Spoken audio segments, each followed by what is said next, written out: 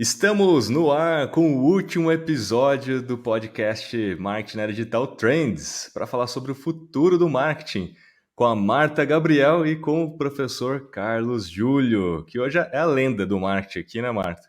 Tá falando com uma pessoa que está nesse mercado há mais de 32 anos, então se tem É a alguém... lenda e eu entro no último podcast. Não, Olha, mas é para a Mesmo, para gente fechar com chave encerrar de com chave de ouro, ouro, exatamente, para um dos encerrar com chave de assuntos ouro. mais emblemáticos do momento. Exatamente, né?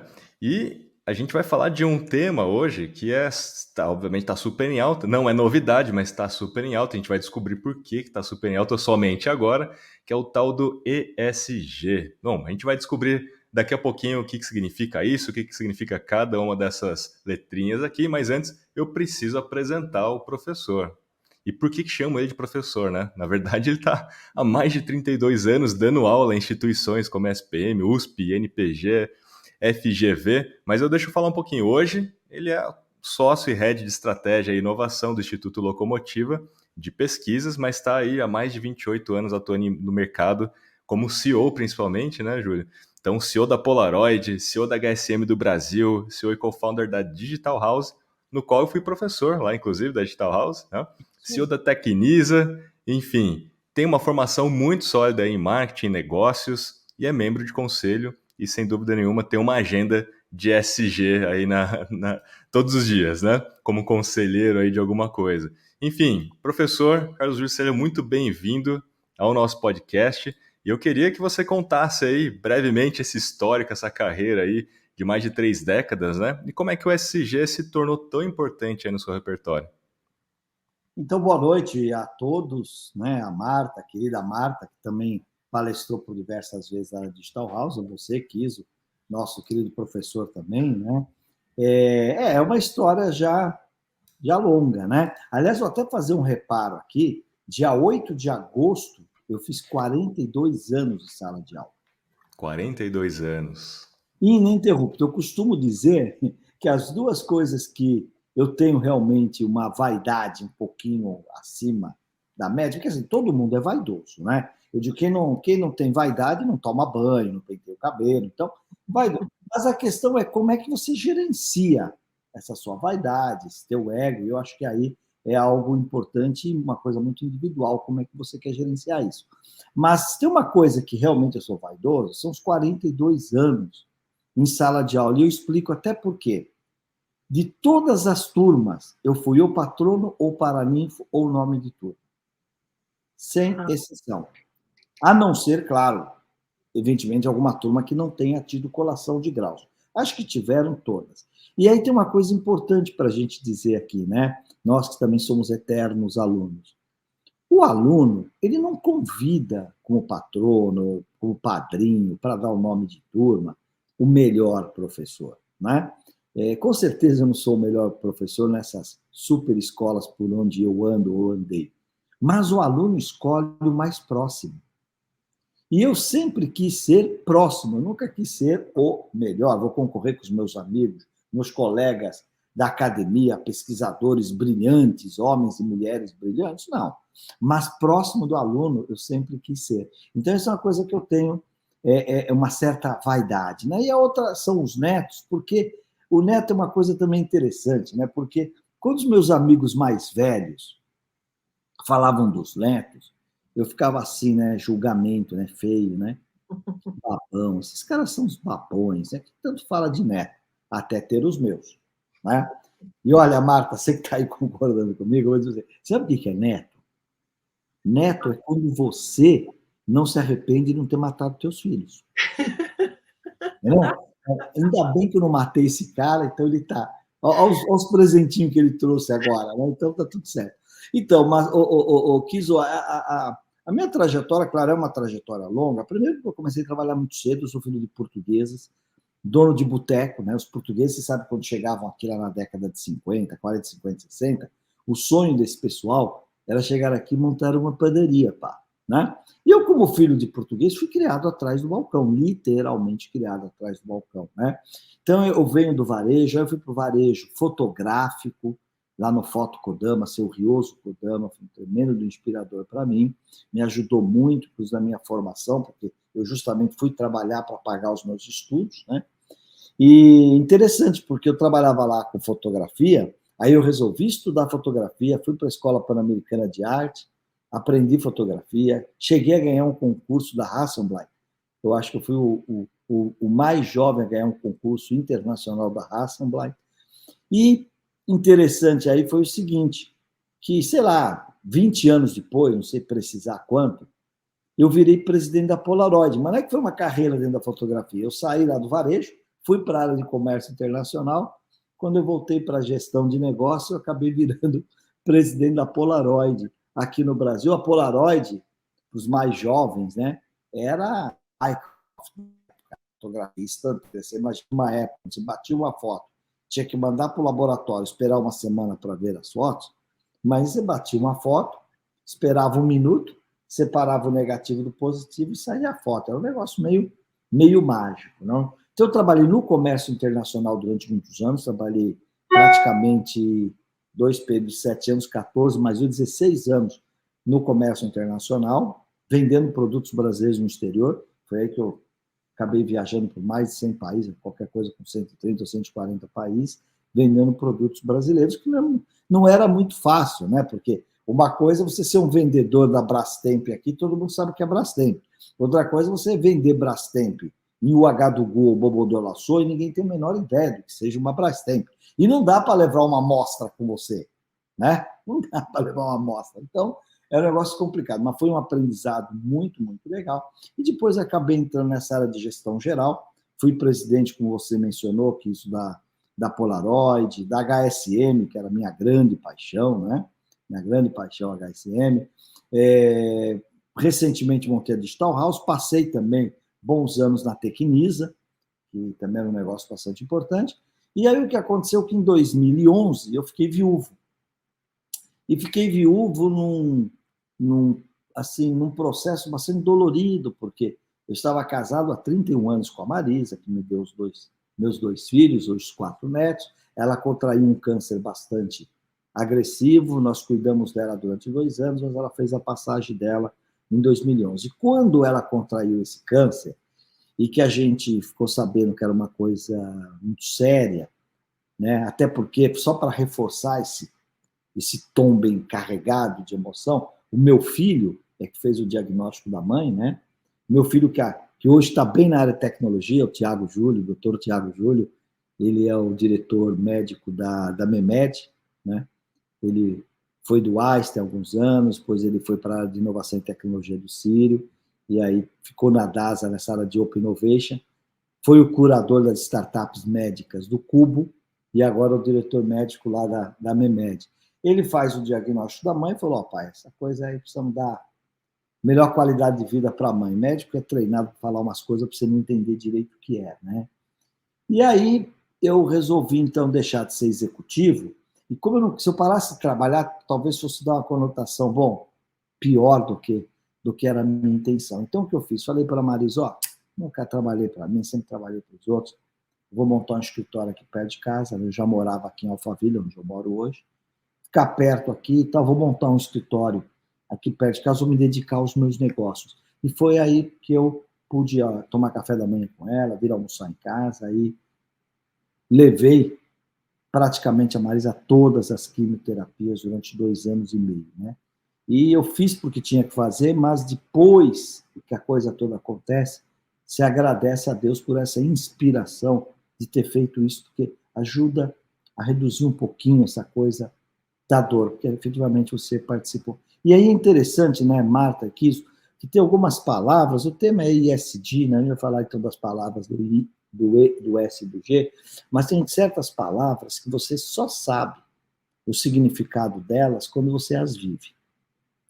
E uma delas é na saúde e na doença, né? Na alegria e na tristeza, na saúde e na doença. Porque quando você tira férias e vai com as crianças para Disney, está tudo certinho, né?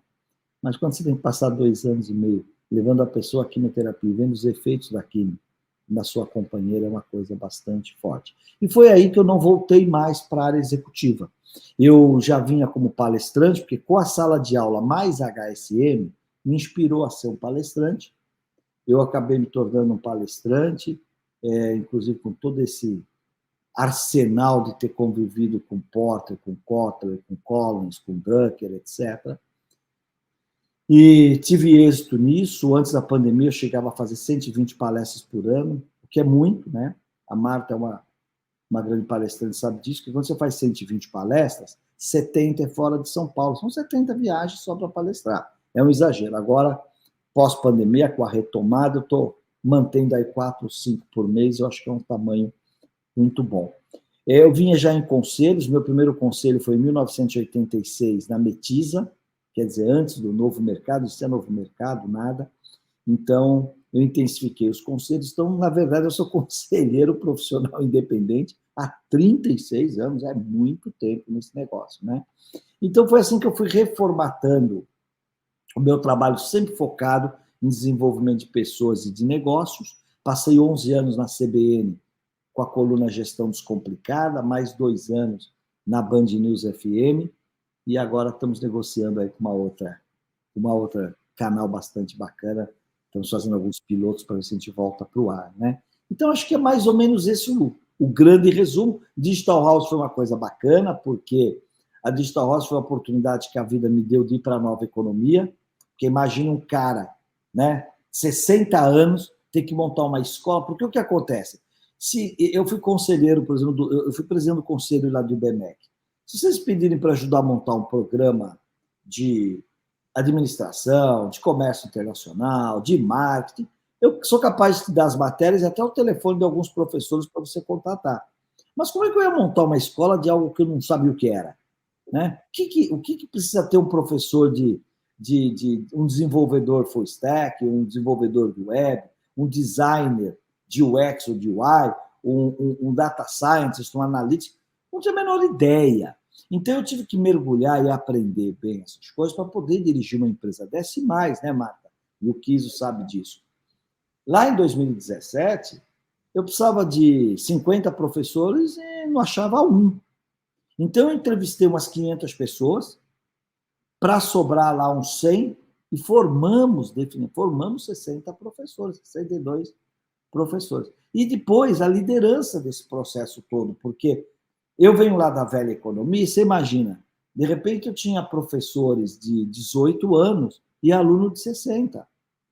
Só que a minha realidade era o contrário. A minha realidade lá na escola, eu sou 60 e tenho aluno de 18. Não é? E aí os professores, eu acho que eu não tinha nenhum professor não tatuado. Quantas vezes pensei onde eu vou fazer a minha aqui para me enturmar? Né? Ou barbudo, né, Júlia? Ou barbudo, hipster, né? Barbudo, tatuado e piercing. Né? Quer dizer, eu fiquei meio assim. Então, na verdade, tudo aquilo me jogou na nova economia, que tem sido extremamente útil, como a questão do ESG também, nos conselhos que eu atuo, porque hoje a gente fala muito de Grow Hack, a gente fala muito de transformação digital, né? E isso faz com que nos conselhos hoje eu consiga, se não liderar essas iniciativas, mas pelo menos apoiá-las com a intensidade que se faz necessário, né? Esse é o resumão. Não, e temos que citar... Tem que falar uma coisa aqui, que eu sou avó também, tá? E você pela segunda vez agora. Então, eu te entendo totalmente, hashtag tamo juntos. Mas você teve filha com 12 anos? Não pode. Lógico. Como é que é isso, Marta? Lógico, hashtag tamo juntos. Olha que voz enxutérrima, hein? A Marta é outra lenda também, né? Estamos com duas lendas aqui hoje, mas eu preciso citar, né, Júlio, que nessa sua história, você escreveu vários livros, inclusive, né? Então, conta um pouquinho aqui para a galera entender. Na verdade, em português, aqui no Brasil, nós publicamos 9 livros, né? 9 livros. O primeiro foi o Reinventando Você, que saiu lá em 2001, fruto de um susto de saúde que eu tive, que eu pensei que eu ia morrer. Eu estava com um diagnóstico de um linfoma desse tamanho no pulmão e tal. E aquilo, evidentemente, até chegar à conclusão que era uma sarcoidose, levou mais de um mês, e eu fiquei um mês achando que ia morrer.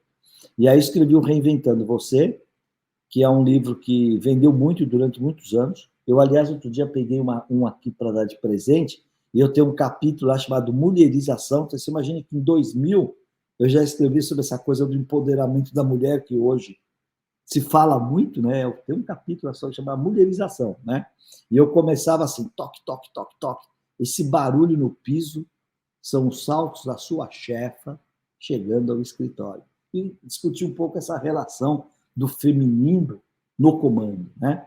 Então, eu comecei lá em 2001. Então, são 9 livros em português. Aí eu publiquei o Economia do Cedro, também em espanhol. Foi publicado na Argentina, mas vendeu na América Latina toda.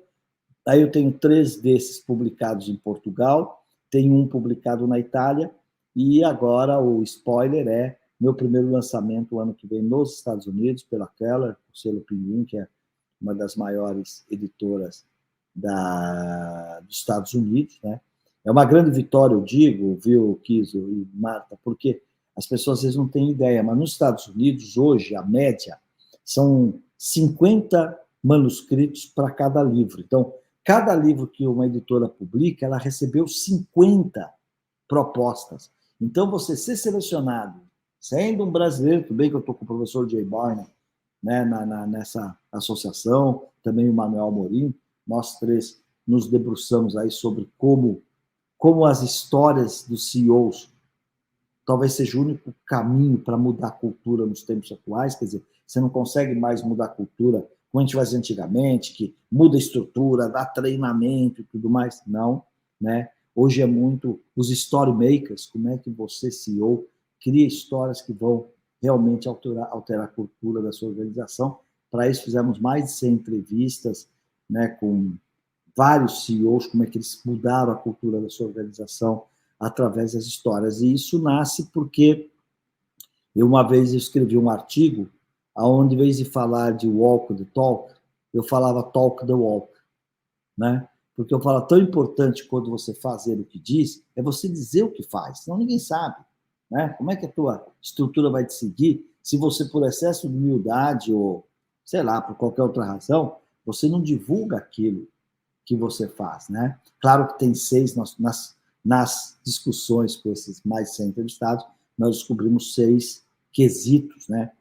Que tem que compor essa história. E claro que o primeiro dele a história tem que ser verdadeira, né? Não pode ser uma história fake. Então é isso. Então são 9 e o 10º vai sair nos Estados Unidos. Pode ser que depois a gente está pensando em fazer uma edição internacional, acrescentando entrevistas com brasileiros e europeus, mas aí deve sair só em 2025, aí deve ser publicado também no Brasil. Muito bom. Aqui a sonoplastia aqui. Parabéns.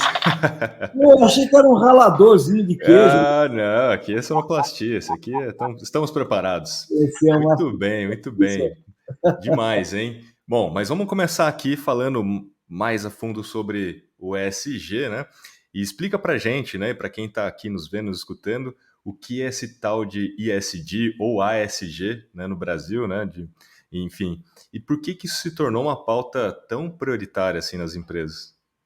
Então, é assim, se a gente for olhar assim, uma perspectiva histórica, né? Há muitos anos que a gente discute o tal do marketing ambiental, está nos livros do professor Kotler, lá da década de 80, né? A responsabilidade ambiental. Vamos falar, falando do ESG, que é o de environment, né?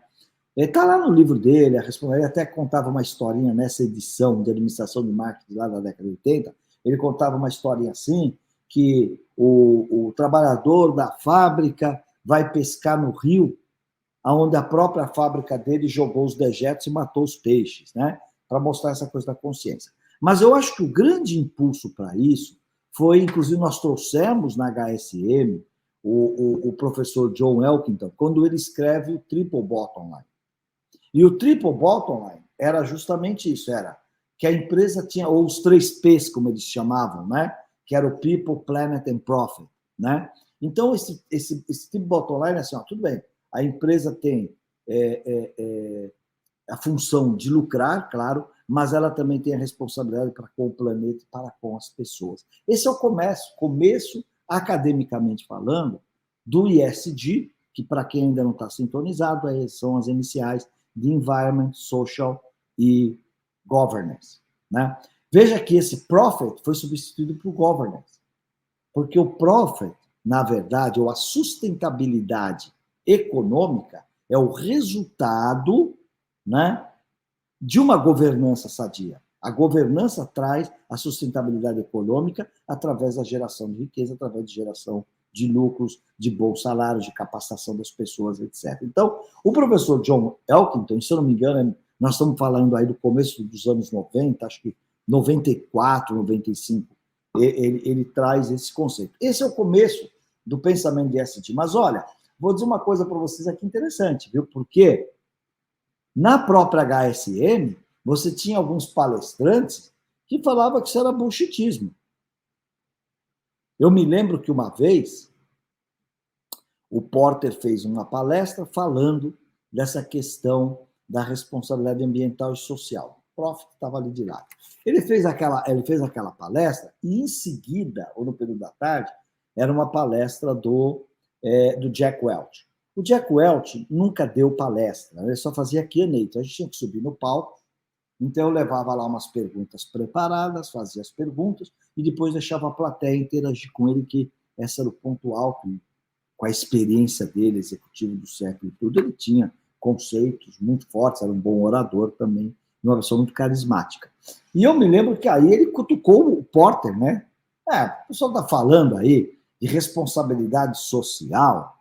A maior responsabilidade social da empresa é gerar emprego e pagar imposto. A empresa gera emprego, paga imposto, e com esses impostos o governo cuida do social.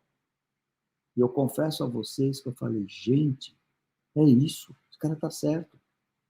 Por que, né? Quer dizer, nós pagamos impostos para que o governo cuide aí da educação, para cuidar da segurança. Eu vou começar a cuidar disso. Só que a gente já estava nesse caminho, porque, olha, pensa bem, Kiso, pensa bem, Marta. Quando a tua empresa vai lá e te dá um plano de saúde, ela está tirando essa responsabilidade do governo. O governo tinha que cuidar da tua saúde, agora eu sou responsável do plano de saúde. Né? Quando você dá lá a cesta básica para o profissional, está tirando a responsabilidade do governo. Então, nós começamos a substituir isso, e começamos a substituir porque isso é uma coisa de poder. Se você voltar na história, quem fazia essa função era a igreja. Ela te dava festa com a quermesse, ela te dava lá o agasalho da campanha do agasalho, as melhores escolas eram ligadas à igreja, os maristas, os salesianos, não era assim? Você tinha os melhores hospitais de quem eram? As santas casas. Aí, como a igreja provia isso, ela também exercia um poder sobre os seus fiéis. O poder público, os políticos, falaram, tem que minar a igreja. Então, começou a trazer a saúde, a educação, só que o poder público provou-se inapto por corrupção e por qualquer outra coisa que você possa trazer para a mesa. Ele não conseguiu dar conta da educação, da saúde e tal. E aí as empresas começaram a assumir isso. Então, eu te dou plano de saúde, eu pago lá a tua faculdade, né? Eu te dou o curso de inglês, eu faço treinamento aqui de liderança, de comunicação, disso, daquilo e tudo mais, até receber o nome de universidades corporativas. Pô, nós vamos pegar o papel do Estado. Então, quando o Jack Welch fala um negócio desse, eu lá atrás falei, gente, ele está certo, nós pagamos imposto para os caras fazerem isso, porque eu achei que ele estava certo. Só que a coisa continua evoluindo, e eu acho que nós criamos a consciência, eu, inclusive, que nós não vamos construir um mundo melhor se não for de baixo para cima. Não adianta. É só você ver o que está acontecendo aí na política. Hoje se falou de outra coisa, se quantas pessoas saiu na Paulista ou não sei o quê, se o cara roubou a cena do coisa, se o verde e amarelo pode usar ou não pode. Gente, tanta coisa importante para discutir. Nós estamos discutindo, mas em todo lugar que você vai, super, né, monopolizado essa discussão de quem é quem faz o quê. Então, quando eu olho para Brasília, eu não acho que a gente vai resolver o problema. Não. Aliás, já tem uma capa, você que está nos ouvindo, entra na internet, tem uma capa, uma matéria de capa da The Economist, é uma capa vermelha, sobre ESG, dizendo o seguinte, que o mundo corporativo sozinho não dá conta do ESG. Por quê? Porque agora jogaram para as empresas a missão de ESG. Tá bom, mas e o resto? E o resto? Então, na verdade, o que começou a acontecer? Pouco a pouco, nós, vamos dizer, empresários mais conscientes, você tem filhos e netos, como é que eu ajudo a deixar esse planetinha bonitinho para quem vem aí? Você começa a criar uma consciência de ESG e que você pode e deve contribuir no nível do indivíduo, no nível da empresa, no nível da escola, no nível da ONG. Todos nós temos que cuidar disso tudo. E aí, o ESG deixa de ser, na minha opinião, já foi um elemento de marketing ou uma declaração de bons princípios e passa a fazer realmente pauta da gestão. Ou seja, né, como é que eu, como empresa, não só paro de destruir o meio ambiente, mas como eu contribuo para uma melhoria desse meio ambiente. Como é que eu, como empresa, né, me preocupo com o social, né, com não só os meus colaboradores, mas o meu sentido de comunidade. Como é que eu interajo com as comunidades onde eu atuo? Como é que eu interajo com aquele cliente que busca saudabilidade, que busca valor, né? Como é que eu interajo com esses stakeholders todos? E o G de governança, como é que eu garanto para quem está investindo no meu negócio, só que tem sustentabilidade econômica, que tem transparência na gestão, que efetivamente, né, nós estamos aqui trazendo o maior valor possível por real investido, e se cria, então, essa coisa, essa consciência do ESG, que quando ele começa a acelerar essas questões, principalmente as climáticas e as sociais, o que acontece? Os fundos, somente os soberanos, já começam a dizer o seguinte: não ponho mais dinheiro em empresa que não tenha esse compromisso ou políticas, né, bem montadas de ESG. Então, vamos apertar os caras no dinheiro. Tem um aperto no law enforcement que é mais ligado aí à questão ecológica e CVMs da vida para acontecer uma empresa aberta. Aí vamos lá, vamos ver se esse cara tem conselho, se tem conselheiros independentes, se ele tem auditoria independente, se ele publica balanços. Então, você tem um lado law enforcement, mas do outro lado agora vem, se você não fizer atualização de caso, eu não vou pôr dinheiro aí. Sabe por que eu não vou pôr dinheiro aí? Porque quem investe no meu fundo aqui, o meu consumidor aqui, o meu cliente do meu fundo, está preocupado com o aquecimento global, está preocupado com o dinheiro dele render e não ficar por aí, está preocupado em não ter outras Petrobras por aí com essa questão da corrupção, está preocupado em não ter outras vales com essa questão da destruição ambiental, etc. Então, puxa, aí começou a mulher. Então, a gente tinha consciência de poucos, law enforcement acelerando e o resultado financeiro, o investimento financeiro, que acelerou tudo isso. E quando a gente fala do investimento da questão financeira, nós estamos falando finanças, clientes, retenção e atração de clientes, retenção e atração de talentos, né? E então, o ESG, que muitos achavam há 3, 4 anos que era mais um modismo da gestão, não é não. É um requirement, é uma necessidade, tudo bem, vem mais das empresas de capital aberto para baixo, porque elas têm stakeholders que podem exigir esses compromissos, né? Mas o ESG, hoje em dia, basicamente, é como as empresas realmente encaram sua responsabilidade com o meio ambiente, com as comunidades e com a governança.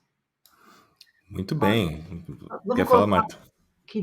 Vamos colocar uma pimentinha, porque eu acabei de fazer lá no IBGC o curso de conselheiros, né? Então eu fico vendo as demandas muito fortes com relação a ESG. E aí, vários dos pares lá dizem, a gente sabe que acontece isso, Júlio, greenwash ou pinkwash, né? Que é você tentar mudar os índices, mas não é de uma maneira autêntica. E eu gostei quando você fala que é realmente, né? Não é, de novo, só uma carta de intenções, é realmente.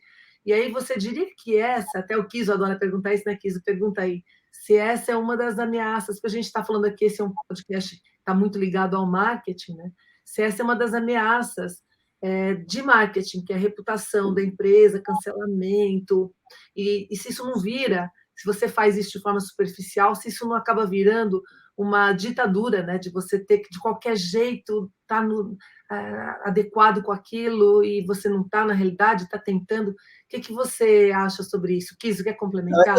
É que a gente tem essa mania, né, Marta, de falar do jeitinho brasileiro. Mas o greenwash é o jeitinho global.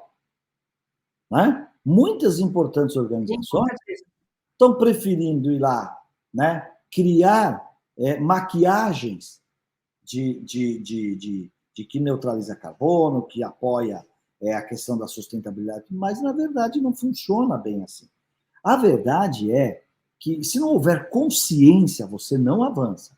Agora, o law enforcement, as CVMs, as SECs da vida, os fundos, né, os soberanos, os grandes fundos, tipo BlackRock, o TPG, tudo mais, também não querendo pôr dinheiro, também é uma maneira de fazer esse pessoal funcionar. O ideal seria a consciência. Mas esse negócio de consciência, hoje eu estava pensando aqui, nós ficamos aí 2, 3 anos, a Europa, essa coisa de queima-floresta, disso, daquilo, que eu acho até saudável, nos supervisione, eu acho saudável. Mas sabe o que aconteceu? Foi só a Rússia fechar o gás, a Alemanha voltou com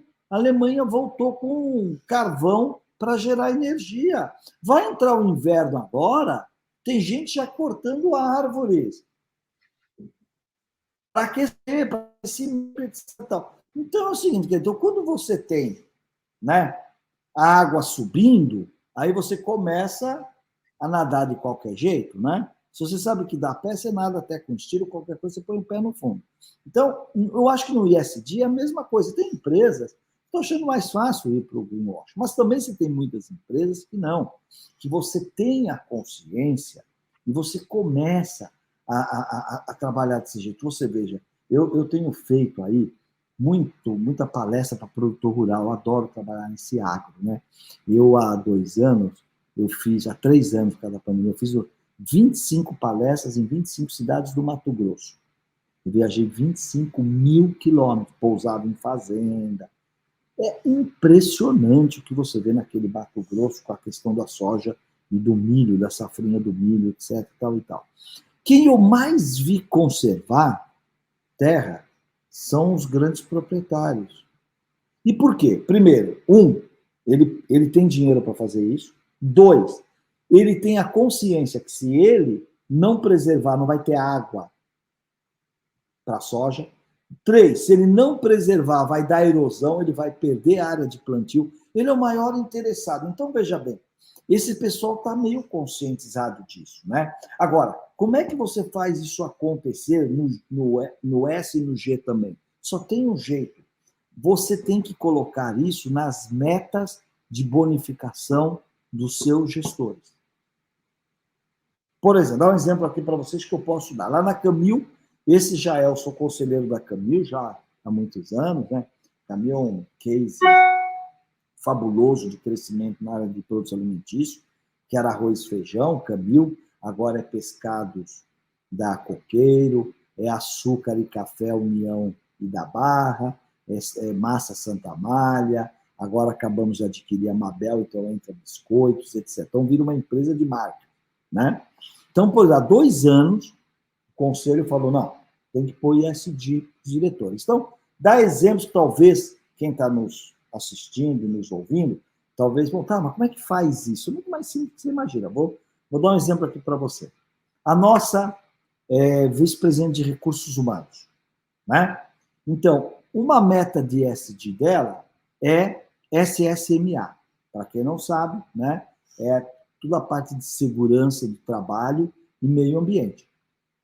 Então, ela tinha metas na pandemia, metas de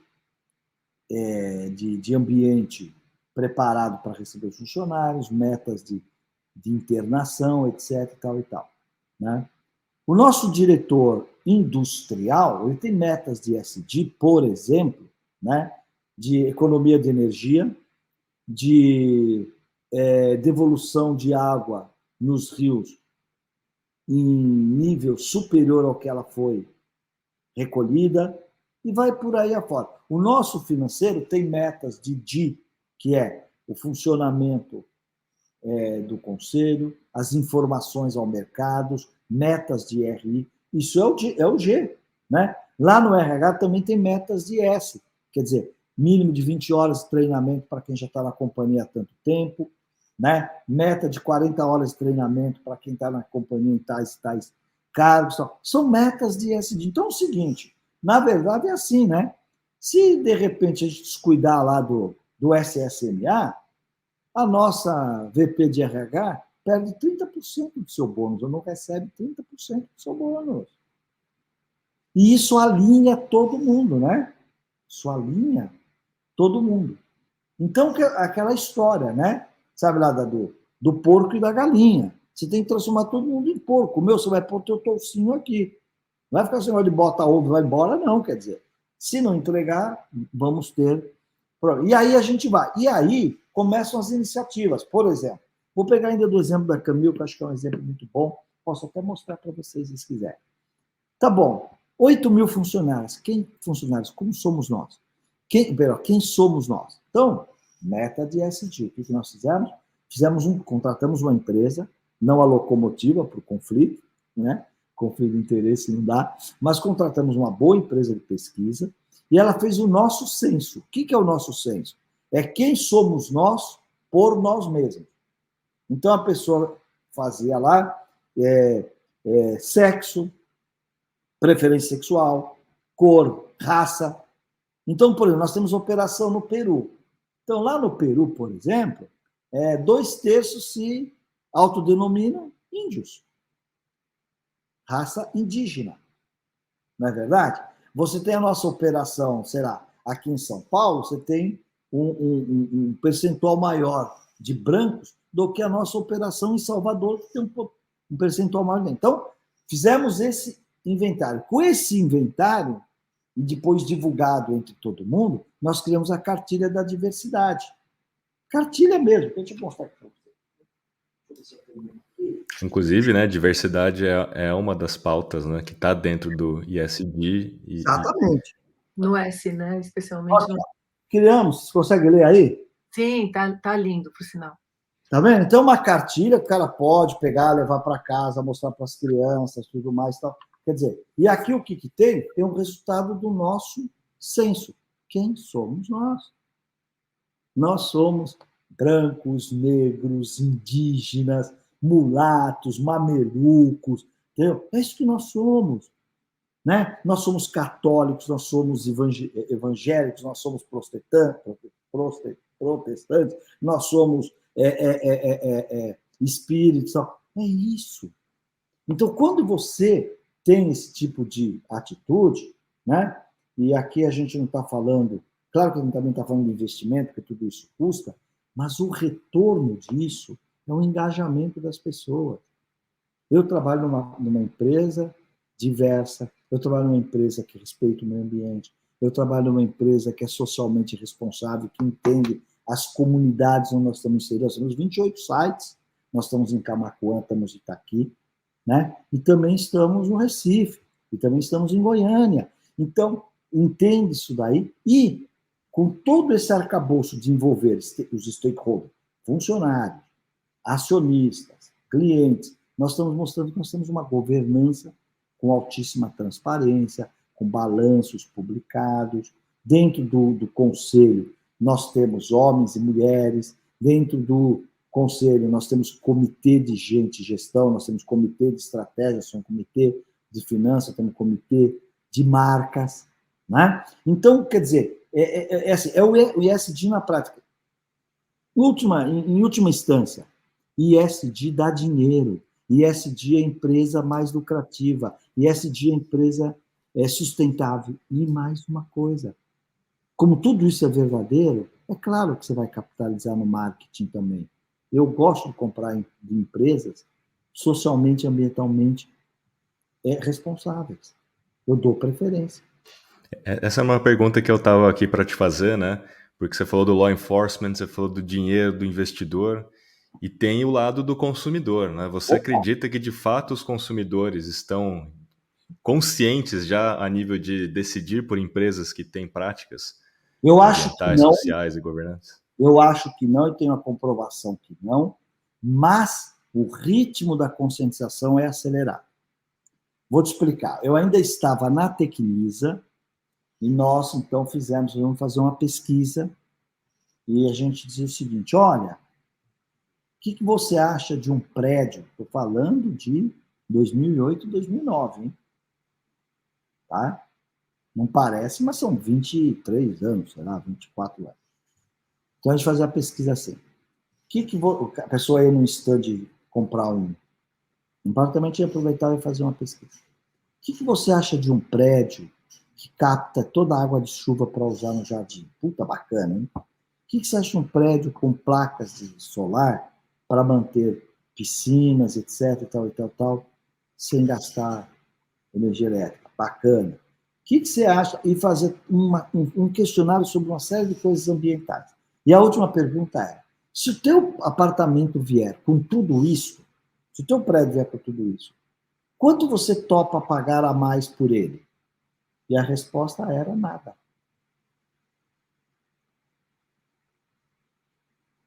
A resposta era nada. Aí você pode dizer assim, bom, Júlio, mas tudo bem. Então a empresa vai ter que dar um jeito de fazer tudo isso sem cobrar mais. Claro, essa, inclusive, é uma maneira competitiva de enxergar a coisa. Está tudo certo. Né? Mas também demonstra que a consciência não é tão grande assim. Agora, o que eu tenho visto de 2009 para cá é que isso tem acelerado. Por exemplo, eu estou na indústria alimentícia há um bom tempo, eu estou lá na Camil, antes eu estava também, paralelo a isso, eu estava numa empresa por 8 anos, lá, GSA, lá em Goiânia, e a gente fez um planejamento estratégico da gente, com o tempo, migrar para produtos saudáveis. Então, o compromisso era todo ano transformar o produto um pouco mais saudável do que era antes. Né? Muito bem. Então, sim, então vamos fazer produtos mais saudáveis. Só que você sabe como é que funciona essa coisa, né? Você tira lá um determinado componente nocivo, sódio, por exemplo. Você tira o sódio, perde gosto. Né? Então você pega um negócio tipo lamen, né? Lamen. Pô, baratinho, joga na panela, fica pronto rapidinho, R$1,50, R$1,80, está ali um prato de macarrãozinho. Você não tem ideia do que tem de sódio. Entendeu? Então, assim, tá, como é que a gente consegue diminuir o máximo possível o sódio que o gosto, que o cara não deixe de comer, ou não deixe de falar que é gostoso. Então, isso é muito empenho de pesquisa e desenvolvimento, quer dizer, é muito empenho da área de desenvolvimento da empresa, da área de ingredientes, Então, olha quanta coisa vai acontecendo, porque hoje, sim, aí é a minha resposta para você aqui, a consciência está aumentando. E já tem muita gente que só compra lendo a embalagem inteira. Tem muita gente que lê a embalagem. Não é só validade, não. Quanto tem de sódio aqui? Quantas calorias? Que gordura? É gordura Trans, né? boa? Isso. Trans, não é gordura trans? Olha, eu vou contar mais um caso. Posso contar mais um caso ou estou sendo muito... Pode, pode. Lógico. Depois a gente vai recortando aqui e vai fazer um monte de conteúdo bom. Um Tá monte bom. de recortes deliciosos. Olha só. Eu estou há apenas 4 meses, fui convidado para o conselho de uma empresa do agro, que eu estou muito feliz, que eu estou aprendendo muito lá. Né? Claro que a gente faz isso profissionalmente, mas eu procuro manter o meu mix de conselhos. É claro, não pode ter conflito, mas em áreas que eu posso colaborar, mas também em áreas que eu aprendo bastante. Né? Então, eu recebi um convite, fui lá conhecer a empresa, porque eu não aceito sem conhecer, fui lá conhecer, falei com os donos, examinei um monte de coisa. Olha que história legal. Essa empresa chama-se Milhão. Não é milhão de dinheiro, é milhão de milho grandão. Milhão. Coisa fantástica. 2 irmãos, há 20 anos, a empresa fez 20 anos agora em junho. Há 20 anos, esses 2 irmãos, muito competentes, muito trabalhadores os dois, eles resolveram e na contramão, foi todo mundo para o transgênico, eles resolveram ficar no milho convencional. Então, ficar no milho convencional, que dá muito trabalho, porque eles têm que desenvolver sementes de milho convencional, está usando transgênico, né? Aí tem que fornecer a semente, às vezes tem que financiar o produtor para produzir. Claro que o transgênico produz mais sacas por tonelada do que o convencional, porque essa é a vantagem do transgênico, né? Ele é geneticamente modificado para aguentar clima, para aguentar praga, etc. E tal. Muito bem. Só que agora o que acontece? Toda empresa que quer colocar no seu pacotinho, por exemplo, de Elma Chips é uma marca da PepsiCo, né? Mas pode ser. Quer colocar não transgênico, tem que comprar a farinha de milho da Milhão. A não ser que você minta para o seu cliente, né? Que é feio e ilegal. Feio e ilegal. Acho que é mais feio do que ilegal, mas tudo bem. Né? Então, o que acontece?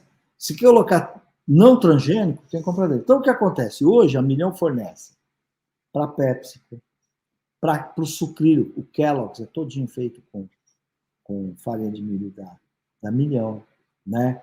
Para Nestlé, para Danone, tudo empresas AAA. Por que empresas AAA? Porque são as empresas que estão numa busca de saudabilidade sem greenwash. Então, ela tem que pegar a empresa certificada que está fazendo realmente um ingrediente que cuida da natureza, que não é transgênico, blá, blá, blá, que tem um monte de certificações atrás disso. Mas, por outro lado, paga um prêmio sobre o transgênico, né? Tem que pagar um prêmio. E com isso, essa empresa tem apenas 20 anos, exporta para mais de 50 países. Entende? Exporta mais de 50 países. Então, agora, se a empresa resolve fazer óleo de milho, vai ser óleo de milho não transgênico. E no mundo eles usam um selinho que eles chamam de No GMO. GMO é o milho transgênico. No GMO tem lá um desenhozinho tal, No GMO. E cada vez tem mais valores. Eu peguei aqui capítulo milho não transgênico. Tem um monte de outras coisas acontecendo nesse universo. Então, o que acontece? Acaba tendo oportunidades de ganhos. E aí você sabe, quando vai no bolso, melhora. Mas quando vai no bolso, quer dizer, quando você remunera o esforço, tranquilo, né? E você acaba tendo, inclusive, recursos para financiar mais produtores, para fazer o convencional e vai por aí afora. Não, Então, e aí eu vou entrar numa pauta, né, Júlio, que é a pauta da oportunidade, né? Porque você entende, você enxerga que hoje, de fato, há uma janela de oportunidade para as startups entrarem nesse mercado e aproveitar, né, para fazer exatamente a contramão que você está colocando? tem muitas. Se você de agrotech, startups de agrotech, tanto que o próprio Cubo abriu uma vertical de agro, eles não tinham. Se você for lá no Cubo agora, eu fui outro dia lá e o Rodrigo convidou um pessoal lá para me mostrar algumas coisas. Pô, tem coisa assim acontecendo.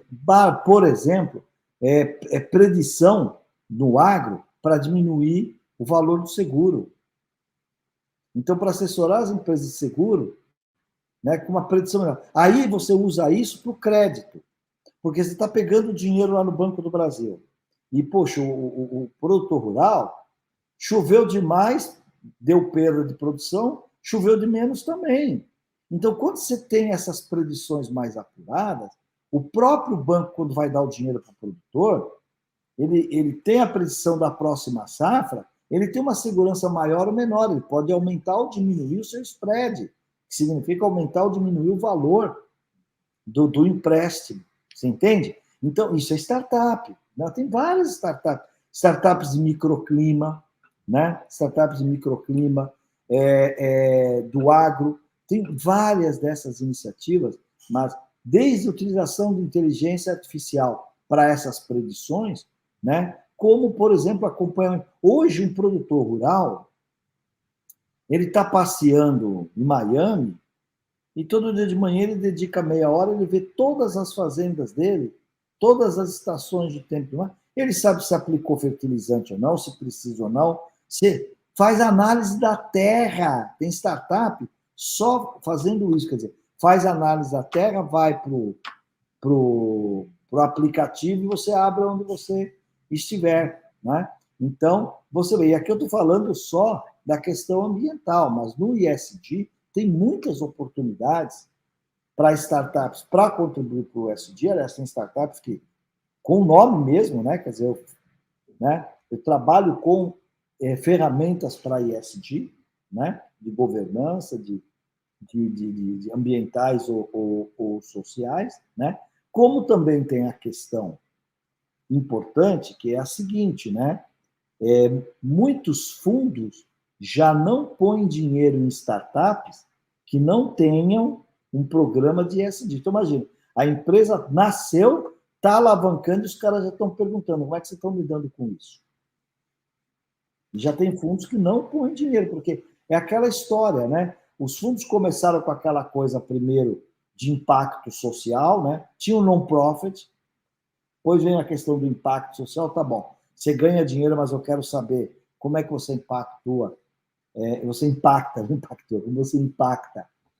a sua comunidade, os negócios da sua comunidade e a vida das pessoas da sua comunidade, né? E agora estão perguntando como é que você ajuda a resolver esse problema aí de meio ambiente, isso, aquilo. E isso pode ser uma diferença não só de você conseguir ou não captar, mas de quanto você consegue captar, porque muda o múltiplo. E aí uma pergunta que eu te faço, né? Existe um nível de pontuação? Existe uma forma de pontuar uma empresa com relação à governança, né, o social e o ambiental?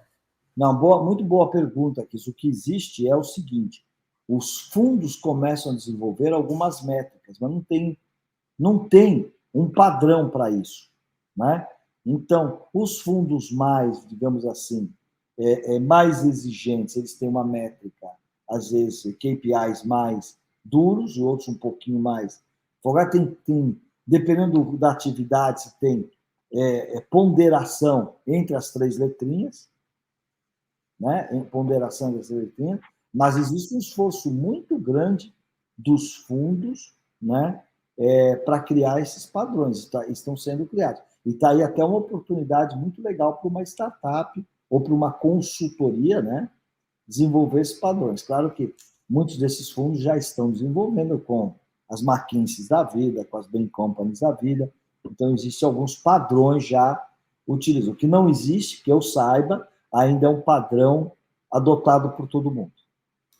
E na sua opinião, né, uma empresa consegue investir, focar só em uma dessas pernas, né? Ou tem que ser o tripé mesmo? O Não, eu acho. E e o SG? Não, o importante é o tripé, mas é claro que o peso varia de acordo com a sua atividade, né?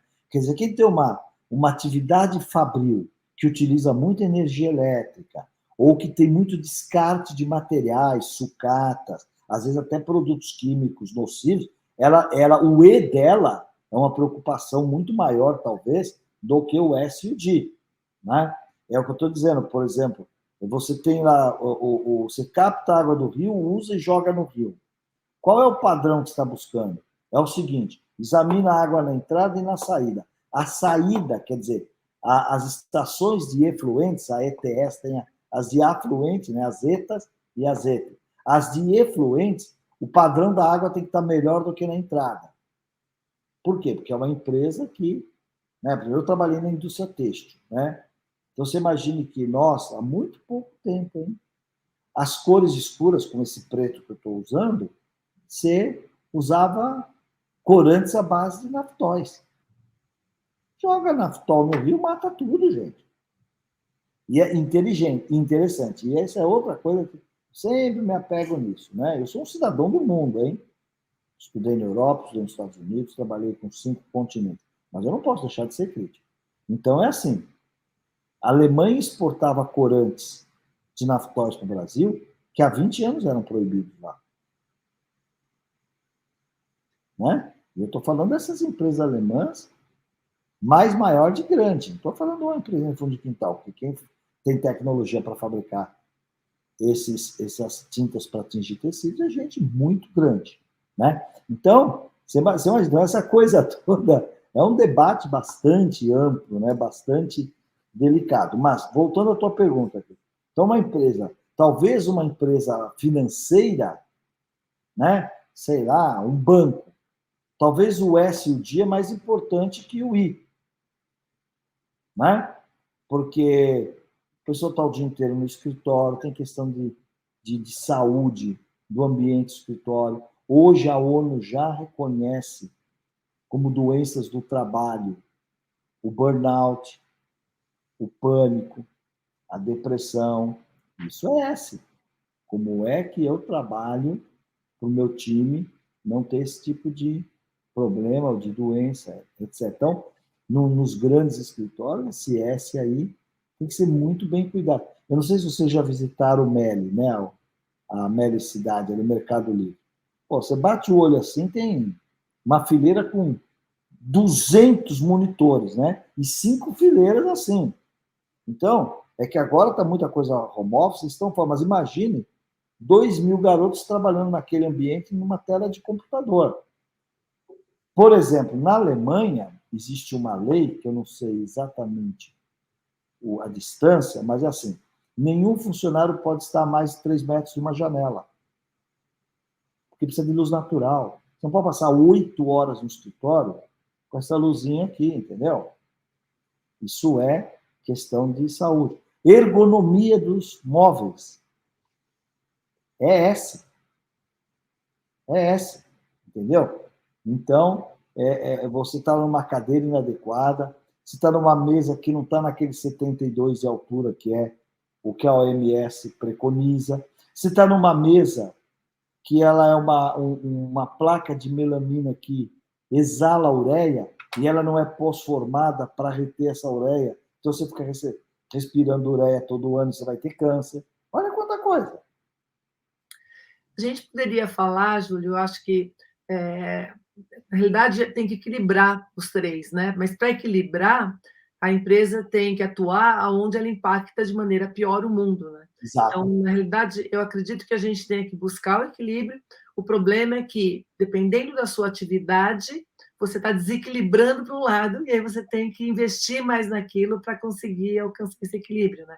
Outra coisa que talvez a gente possa considerar é que, quando o Kies está falando de oportunidades, mesmo que seja ainda o início de consciência, a questão do S, ele acaba, num dos pilares aí do S, que é a parte da diversidade, ele tem gerado uma mudança no pipeline para que você inclua. Então, a gente está longe ainda de ter as métricas que a gente gostaria, mas eu acredito que a gente está num caminho de realmente uma consciência social. Isso é uma oportunidade, né? Porque a gente tem equipes mais produtivas, a gente tem uma... E tem uma questão humana também, né? Eu falo que, acima de tudo, a inclusão é humana. Sim, sim.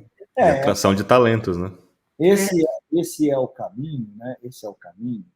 E tem uma coisa assim, né? A gente tem diferenças grandes. Porque, embora a gente fale das corporações, né? Aquelas empresas que não têm dono, porque cada um define de um jeito, mas, em média, uma corporação é quando você não tem mais do que 5 ou 10% na mão de um controlador, né? Então, na verdade, isso daí talvez é o socialismo capitalista, né? Vou soltar uma bomba aqui, no socialismo capitalista. O que é isso? É assim, eu trabalho na GM, mas eu compro ações da GM.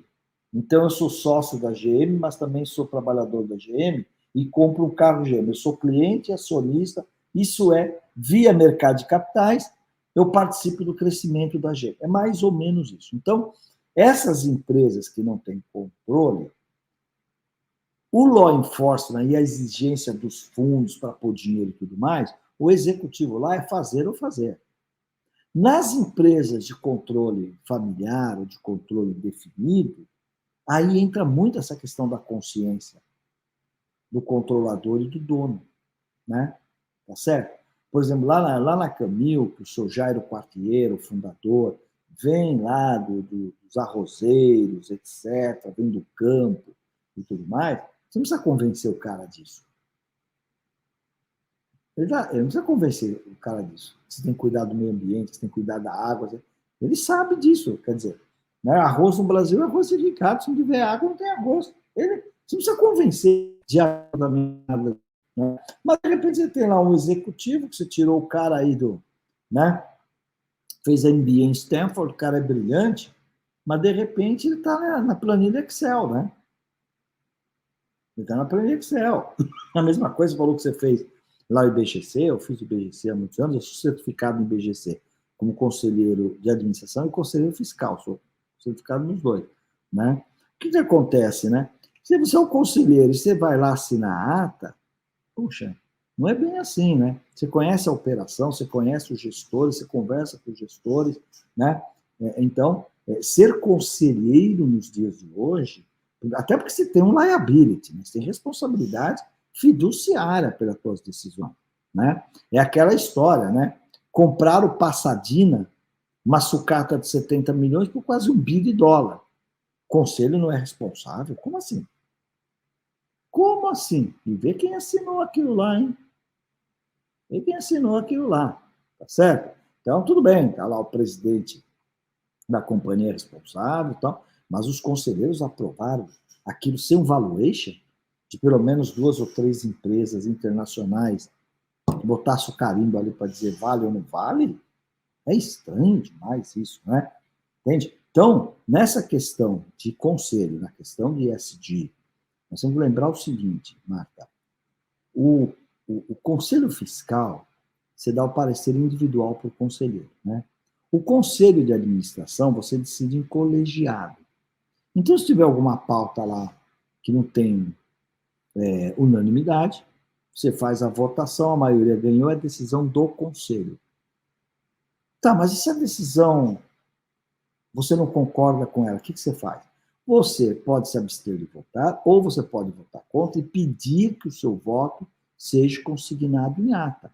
Então, se aquele negócio der o problema que você acha que pode dar, lá na ata está escrito, olha, o conselheiro Carlos Alberto Júlio votou contra a aquisição de Pasadena, dizendo que ele não poderia aprovar a operação, porque ele não viu o valuation da operação.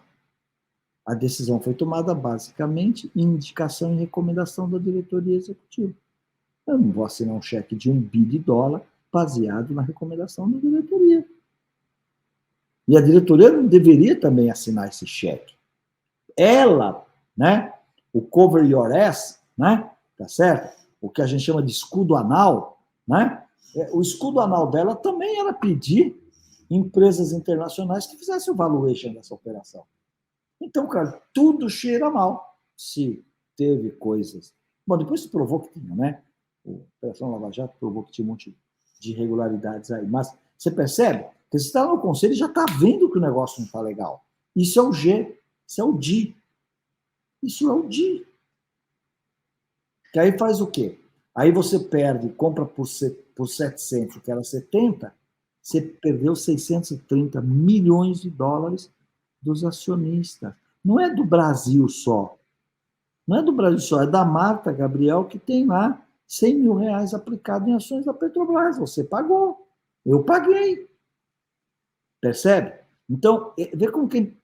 Então, quer dizer, qual das 3 letrinhas é mais importante? As 3, né? E depende da situação da empresa, uma tem mais preponderância sobre a outra. E se nós estamos falando de uma empresa de capital aberto, o D sempre vai ser extremamente importante. Professor, e na sua opinião, quais são os maiores mitos quando a gente fala sobre ESG, né? Deve ter muita groselha também, né? Porque ficou em alta agora, né? ESG para cá, muito marketing em cima, né? Não, acho que o maior mito que tem é essa coisa do brainwash, né? Do pessoal achar que só marketing. Então, eu faço um somebody love aqui e resolvo. Não, não é mais marketing, isso é uma exigência legal e uma exigência do consumidor que vai comprar o seu produto. Então, esse é um primeiro mito. Acho que outro mito que tem é você achar que para você implantar ESG custa caro, então só empresa grande. Ou, tem que ser uma empresa mais maior de grande para ter isso. Não, não é verdade. Você pode ter ESG no teu salão de cabeleireiro. Quando você recolhe lá tudo, os cabelos, sabe o que você faz com aquilo? Tá certo? Não? Se as tuas cabeleireiras e manicures são comissionadas, como é que você controla isso para ter certeza no final do dia que ela está recebendo o número de mãos e pés que ela fez? Isso é digno no salão de beleza. Então, Você ter esses cuidados independe do porte da sua empresa. Ah, você é um restaurante, o que você faz com o óleo usado? Joga no meio ambiente? O que você faz com o óleo usado? Percebe? Né? Ah, o que sobra de alimentos, você joga fora, ou você descobriu que tem ali na rua de trás do teu restaurante uma creche ou um asilo, que você pode separar esses alimentos e mandar lá para eles. Isso é S. Isso é S. Então, esse acho que é o grande mito. Né? Não é a grandiosidade, não é a grandeza da coisa, é a grandiosidade do ato. Quando você não consegue fazer grande, você pode ter pequenas coisas com grandiosidade. E aí a técnica te guia, você pensar no ambiente, pensar no social e pensar na gestão, transparência, bem feitinho e tudo mais, né? É missão da cabeleireira, do dono do restaurante ou do CEO da Embraer. E começa dentro de casa também, né? Mas, uma coisa que eu acho muito legal que ele falou também quando fez o inventário da Camil, porque uma das coisas que a gente já fala há muitos anos, a gente já viu crises de ESG antes do termo pegar, né? De marcas que levantavam causas que elas não tinham defesa dentro de casa.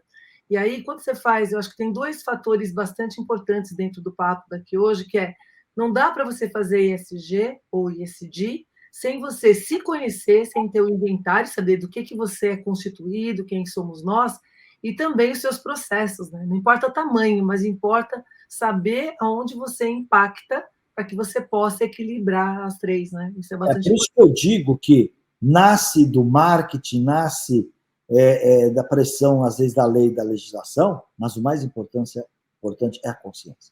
É a consciência. É a consciência que dá para fazer bem feito, por que fazer mal feito? Por que fazer pela metade? Não é verdade? Sabe assim, eu moro aqui num condomínio, vamos dizer assim, sofisticado, muita gente bem sucedida aqui e tudo mais. Aí outro dia na academia, veio um cara para mim e disse, pô, minha mulher disse que você paga X para tua cozinheira, e não sei o que e tal. Eu falo, sim, mas e? Não, cara, que porra. Elas se conversam no ponto de ônibus e você exagera lá, a gente...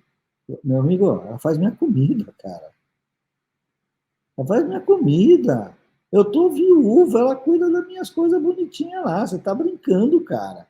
Então é assim, como é que é? Aí você vai fazer filantropia, né? Lá no Amapá, e trata mal quem está cuidando da tua casa, da tua roupa, dos teus filhos. Isso não é consciência? Isso é consciência. Sim, né? Por isso aí começa dentro de casa, né? Dentro de casa. Que você... Coerência, caráter, tudo. Com certeza, é muito bom. É mais ou menos por aí. Então, eu procuro levar essas coisas em consideração. Puxa vida, a Chiquinha está comigo há 22 anos. Eu costumo dizer o seguinte, que a minha mulher que faleceu, depois dos meus 2 filhos, a coisa mais importante que ela me deixou foi a Chiquinha. Porque imagina, ela some, ela morre, como é que eu faço com uma casa, com um jardim? Se não tivesse ninguém para me ajudar. Então, eu devo muito a essa mulher também. Então, é claro que eu cuido dela também, né? Porque a vida, eu acho que é uma troca dessas coisas, né? Cuidar é ser cuidado. Uma das coisas que eu me preocupo muito, Marta, Kiso, depois de ter cuidado de pai, de mãe, de sogro, de sogra, com doença, e a própria Marisa, é assim, eu estou me preparando para me deixar ser cuidado, porque a pior coisa que tem é um paciente ou um velho que não se deixa cuidar, ingrato, briga com o cuidador. E a pergunta aqui para você que está assistindo, né? Você está preparado para ser cuidado? Você vai ter que ser cuidado um dia, cara. Percebe? Então, quando eu falo de consciência, é isso que eu falo de consciência, né? E assim, né? Acho que para a gente encerrar esse bloco aqui, né? Começar o nosso outro bloco, eu acredito muito que tudo isso que a gente está falando é para fazer os negócios em geral, né? Serem mais sustentáveis como negócio, né? Para eles continuarem vivos como negócio, né? É isso. Porque senão ele só extrai valor, né? Suga tudo até o limite das pessoas, do ambiente, né? É o seguinte, negócios que geram negócio, de repente você precisa de mais capital, né? Então, quer dizer, quem vai pôr dinheiro na sua empresa, ele quer saber do retorno, mas ele também quer saber se você vai estar aqui daqui a 10 anos. Exatamente. Quando você compra um bonde de 5, 10 anos, de uma empresa que você fala, pô, será que esses caras vão estar aqui? Muito bem. Vamos fazer então nosso break aqui. Nosso modo clássico aqui, né? Vamos colocar o óculos, nosso modo clássico. Em breve mandaremos aí também para o professor Júlio. Todo nosso convidado tem um óculos desse, porque é um momento onde a gente vai fazer um jabá. Olha lá, ele vai arrumar um óculos, ele vai arrumar um óculos. Muito bem. Porque esse é o momento onde a gente vai, né, contribuir com nossos ouvintes, quem está nos vendo, nos escutando, vai ter benefício, né? E como esse é o último episódio, tem um benefício super legal aqui, que vai ser o livro do professor Júlio. Vamos lá, então. Olha aí, muito bem. Muito bom. E olha, você não vai me dar mata. Eu tenho um Mocassin também amarelo. Aí eu fico com óculos de Mocassin, ninguém acredita, né? Muito bom. Então, Júlio, para quem está nos ouvindo, nos escutando, né? Olha aí, o professor ele vai disponibilizar o livro dele, A Economia do Cedro, né? Para quem está aqui nos vendo, nos escutando, que fizeram um insight nos stories, pode ser em qualquer uma das redes, marcando aqui o professor Júlio. No Instagram é @professor Carlos Júlio, né? Prof. Carlos Júlio, tudo junto. Prof. Carlos Júlio, tudo junto. Também está no LinkedIn, marca a gente, marca aqui o Marketing na Área Digital, MKT na Área Digital, com algum insight, e você vai estar aqui concorrendo a esse livro. Na verdade, né, Júlia, a gente combinou aqui, são 3 livros que vai disponibilizar, super escasso, porque não tem para comprar, então assim, você não vai encontrar mais. Porque esse dos Isso. Explica por que esse livro é importante nesse episódio.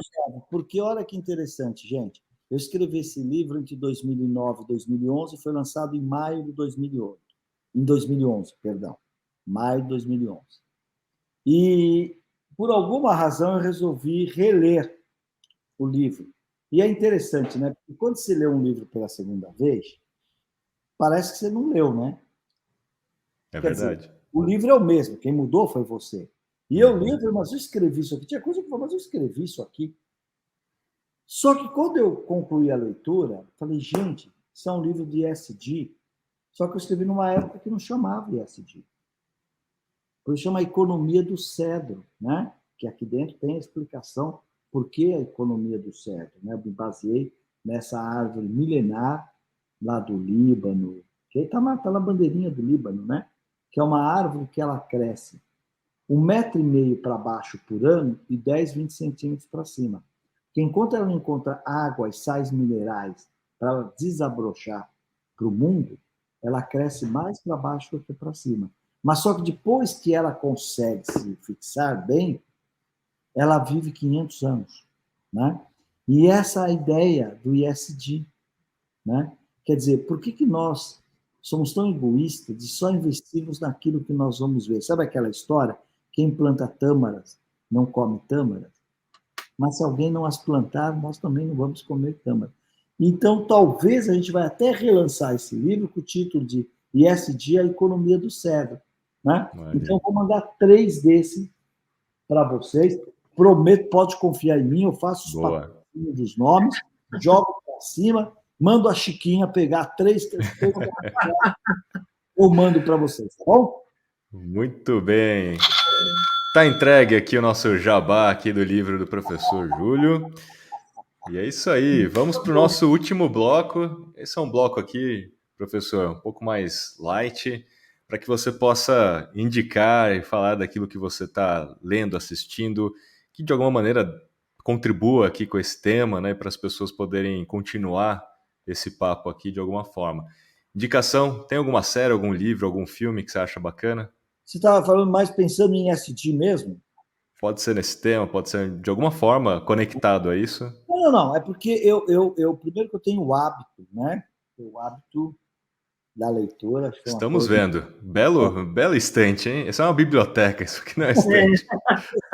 Você sabe que uma vez veio aqui uma jornalista, omiti aí o veículo, que não importa, mas veio uma jornalista até muito simpática, mas eu vi que ela era bem novinha, bem júnior, talvez estivesse até no seu primeiro ou segundo emprego e tal. Aí ela começou a conversar comigo e tudo mais, tal, né, sobre o meu último livro, que é o porque eu não posso deixar de fazer hoje, né? E aí ela pegou, de repente, eu vi que ela está meio deslumbradinha, ela falou assim, nossa, mas como é escrever 9 livros? Eu falei, como assim? Puxa, 9 livros o senhor escreveu. Eu falei, olha, eu li uns 3.000 para escrever 9, eu sou muito ruim. Ela ficou me olhando assim, né? Falei, pô, né? E é mais ou menos isso. Então, quer dizer, e outra coisa, tanto para livro como para música, eu sou muito eclético, né? Não tenho muitos preconceitos, não, né? Mas, assim, quando a gente fala assim dessa questão de SD, primeira dica é assistir Pantanal. Olha só, hein? Olha a referência. Queira ou não queira, os autores, quem faz a redação, o script, quem faz a nova versão do Pantanal, porque isso aí o Benito Rui Barbosa fez o original, tem uma outra pessoa que eu esqueci o nome, peço desculpas, vem escrevendo. É o tempo todo, né? Pô, como é que a gente protege os animais, como é que a gente protege, como é que a gente cria o gado e não destrói o meio ambiente. Então, tem muita coisa ali, né? Então, você pode achar que é brincadeira, mas não é mesmo, né? E eu acho uma superprodução, uma fotografia lindíssima, né? E a dramaturgia brasileira nas novelas é primeiríssimo mundo, goste você ou não, seja você aí um elitista, esse cara vê novela, beijo. Tá. Boa, não. Mas não, muito bom, muito bom, muito bom. Né? E é a primeira vez, né, que alguém indica novela. Exato, olha esse presente. No último É. episódio, a gente tem uma indicação de novela. Mas, Mota, os meus alunos, quando eu falo que eu vejo novela, eles não acreditam. Eles fazem carinha assim, ele tá tirando uma da nossa cara. Aí eu começo a contar, né? Falo, porra, né? Eu falo assim, meu, Tenório vai se dar mal com esse negócio de mandar matar esse cara. Aí eles percebem que eu... E eu percebo que eles também vêm. Eles entendem o que eu tô falando. Júlio, é que nem quando eu falo que eu jogo Pokémon GO. Né? As crianças só acreditam quando eu mostro o meu celular e mostro o nível que eu estou. Tá, né? Ninguém acredita.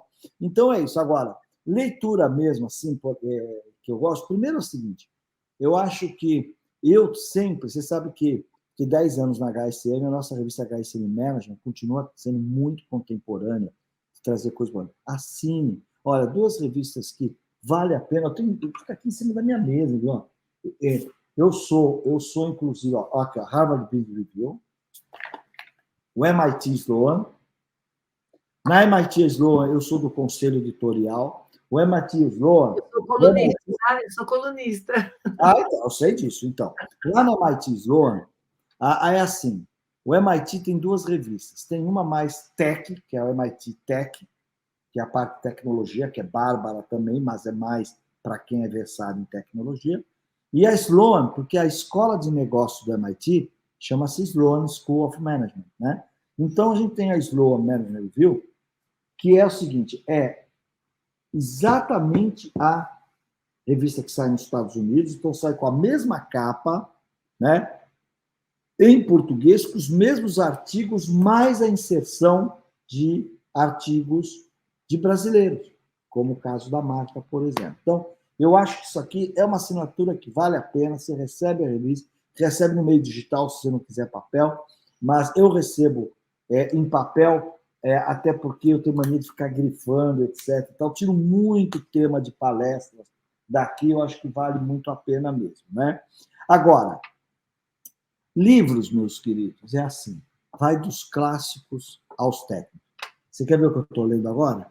Eu não vai acreditar, porque ninguém acredita. Eu estou lendo isso aqui, de novo. Uau! Estou lendo a Odisseia, né, de Homero, tem a Ilíada também, de Homero, porque, não sei se vocês sabem, essa coisa de contar histórias e narrativas começa aqui.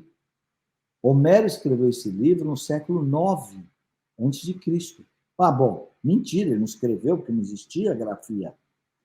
Isso era passado de geração a geração, as histórias, canto 1, canto 2, canto 3. O pessoal decorava e passava os cantos. E aí alguém consolida os cantos na Odisseia e consolidam os cantos na Ilíada. Então, toda essa questão da cultura e dos romances do Ocidente nasce no Oriente, com a Odisseia de Homero, né? Na parte técnica, mais técnica, sim, eu acho que tem muita bacana acontecendo que dá para ler. Por exemplo, os livros dos meus amigos José Salib e do Sandro é uma leitura bem contemporânea, né? O Código da Cultura, a Gestão do Amanhã, eu acho que são coisas, são leituras bastante interessantes e bastante atuais, né?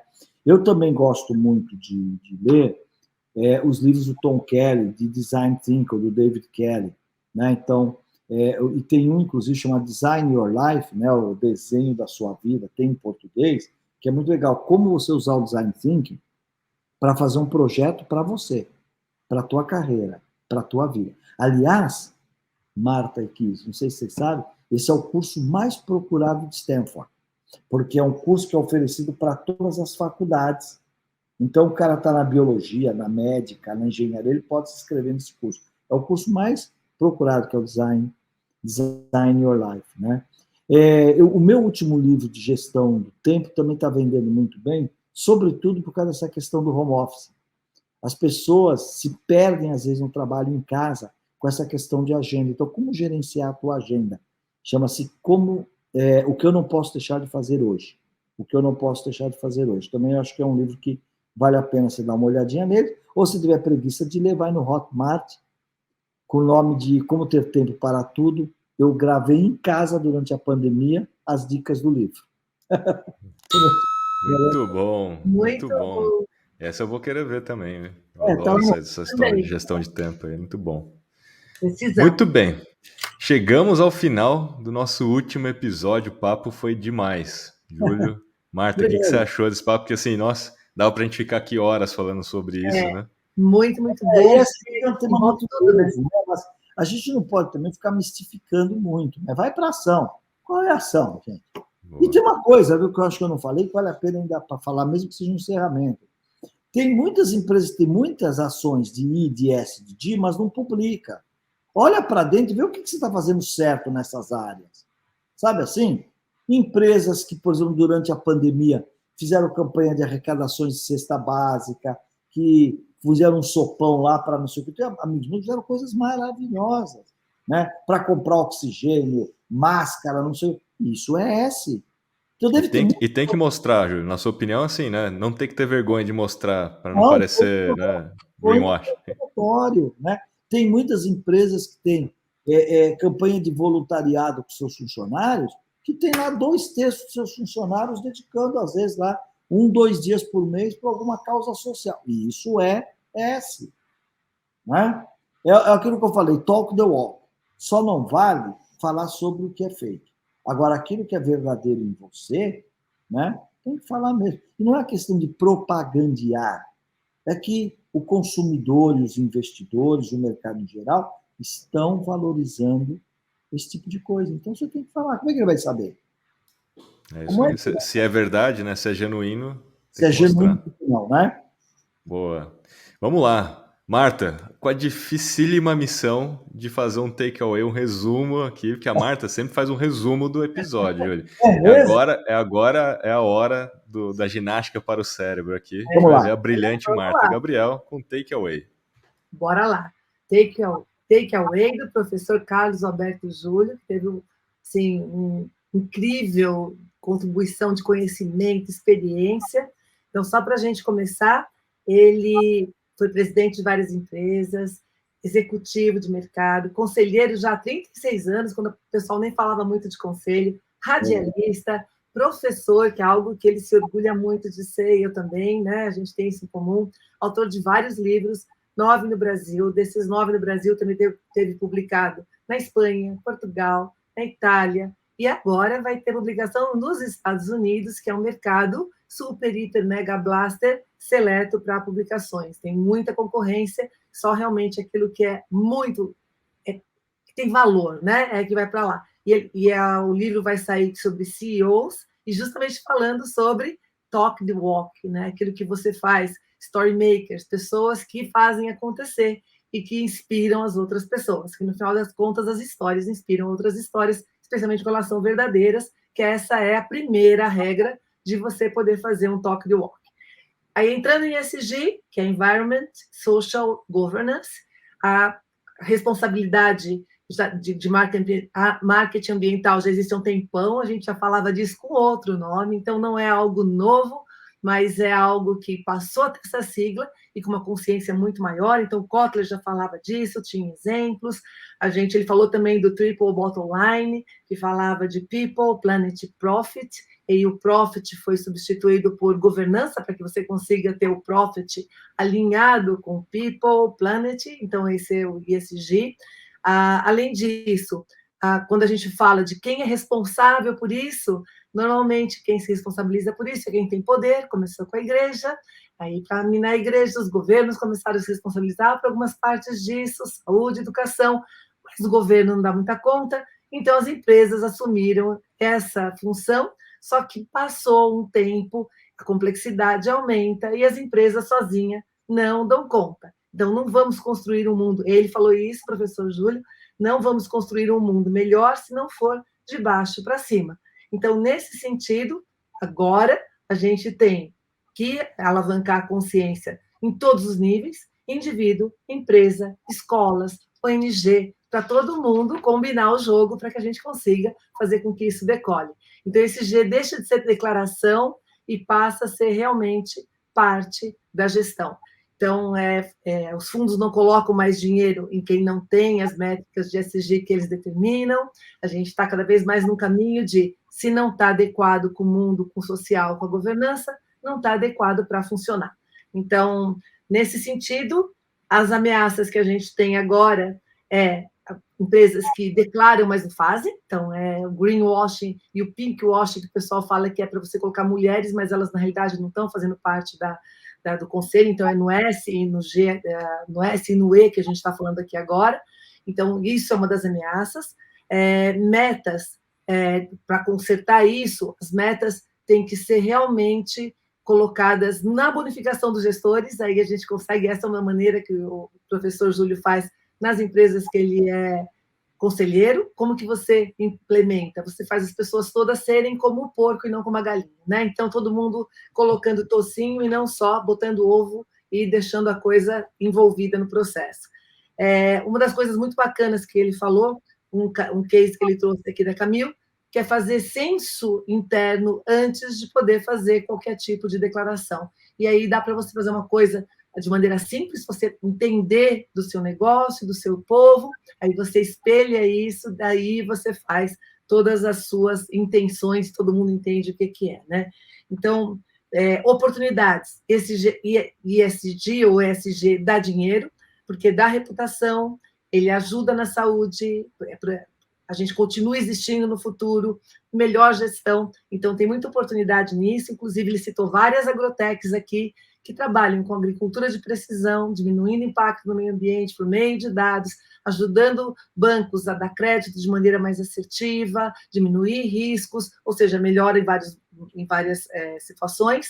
A gente conversou também aqui sobre pontuação, como é que faz hoje, se tem uma regra única, ainda não tem uma métrica única, mas tem métricas que são impostas por cada fundo, e isso é uma boa oportunidade, inclusive, para startups que desejem participar desse processo de regulação. Então, fiquem de olho aí, que é mais uma oportunidade que o doutor Júlio trouxe, o professor Júlio, né, doutor querido, maravilhoso.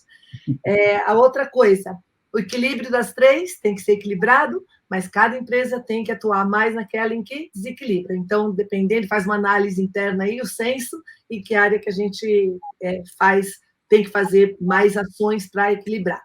Mitos, ele trouxe 2 mitos importantíssimos. Primeiro, ESG não é só marketing, não pode fazer greenwashing, tem muita gente fazendo isso, ou pinkwashing. E segundo, é achar que ESG é só para empresa grande, que precisa de muito dinheiro. Aí ele trouxe um case muito bacana de pensar nos cabeleireiros, pensar na pessoa que tem um restaurante, qualquer um de nós, indivíduo, pode pensar nas ações que faz e atuar de uma maneira bastante assertiva nas ações do dia a dia. E ele trouxe uma frase muito linda, que não é a grandeza, mas é a grandiosidade do ato, né? Como cada ato pode contribuir para o meio ambiente.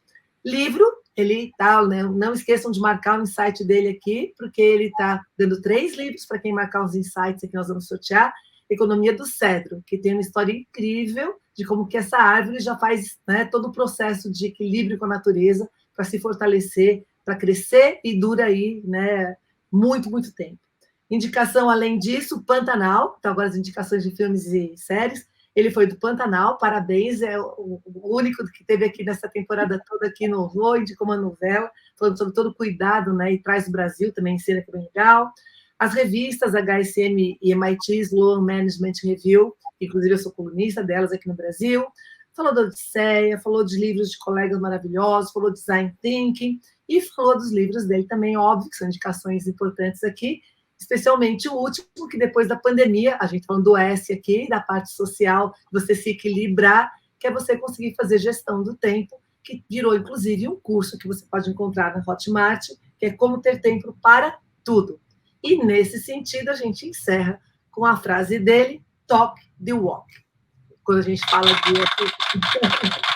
Demais, hein? Você viu, né, Júlio? Você viu que... Era, Kiso. Falei certinho, faltou alguma coisa, a gente fez um resumão. Não, eu coloquei aqui no chat, meu Deus, estou com dó do marido dela, ela não esquece nada e grava tudo, imagina. Não, você falou isso assim, assim, assim. Meu Deus do céu, que perigo. A verdade é que a Marta já fez, né, o cibridismo, ela já colocou uma memória RAM aqui, muito maior do que a nossa, né? Eu anotei tudo, a minha memória aqui maior. Imagina o perigo. O perigo. Perigo. É ou não é? Pô, ela deve lembrar o que o marido dela falou antes de ir para a igreja. Primeiro encontro. Muito bem, muito bem. Foi uma honra estar aqui com você, professor Carlos Alberto Júlio. Com você também, né, Marta? A gente está encerrando aqui nossa primeira temporada do Marketing na Era Digital Trends. Foram meses aqui gravando, né? Bastante episódio legal e não poderíamos encerrar de forma mais brilhante e com chave de ouro mesmo. Obrigado, viu, professor?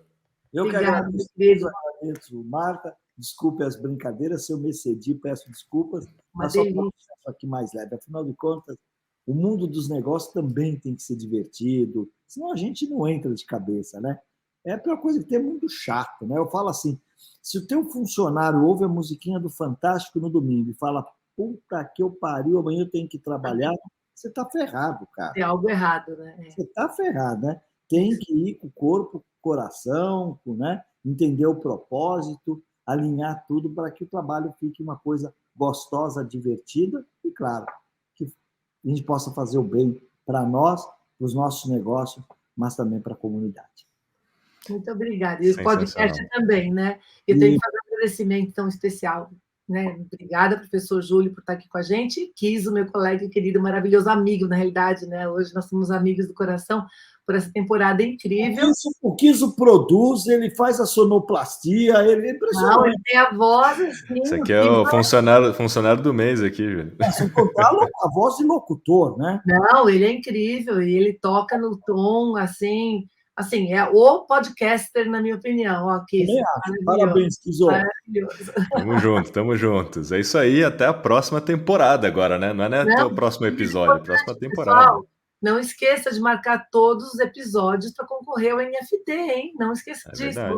Verdade, bem lembrado. Esse é o último episódio, então façam um de cada episódio dessa temporada para a gente sortear o NFT entre os marcadores dos insights. Obrigada de novo, professor Júlio. Obrigada, Kiso. Obrigado a vocês. Obrigada a todo mundo. Valeu, pessoal. Até a próxima temporada. Obrigado. Tchau, tchau.